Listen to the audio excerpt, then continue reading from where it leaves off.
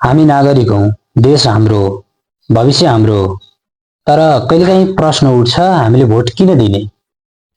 पहिलो कुरा, हामी हरेक दिन सरकारसँग सिधा बोल्न सक्दैनौं, तर एक दिन निर्वाचनको दिन हाम्रो मतले बोल्छ। त्यो मतले भन्छ म यो मान्छेलाई विश्वास गर्छु वा परिवर्तन चाहन्छु।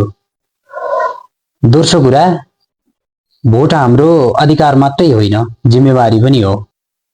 हजारौं मानिसहरूले लोकतन्त्रको लागि सङ्घर्ष गरिरहेका थिए। आज हामीले सजिलै मत हाल्न पाउँछौं भने हामीले त्यो लोकतन्त्रलाई सम्मान गर्नुपर्छ। तेस्रो कुरा, हामीले राम्रो मान्छेलाई चुन्न सकेनौं भने नराम्रो निर्णय भोग्न पर्छ।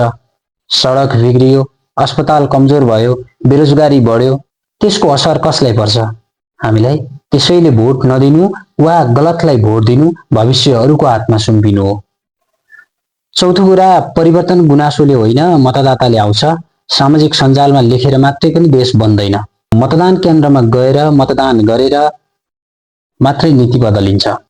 अन्त्यमा, भोट सानो कागज जस्तो देखिए पनि जसले सरकार बनाउँछ, जसले नीति बनाउँछ र देशको आधार बदलिदिन्छ। त्यसैले मेरो एक मतले के फरक पर्छ भनेर नसोचौं, किनकि परिवर्तन सधैँ एकबाट सुरुवात हुन्छ। अब देश बदल्ने शक्ति हाम्रो हातमा छ। त्यसैले सही तरिकाले सही मान्छेलाई मतदान गरौं,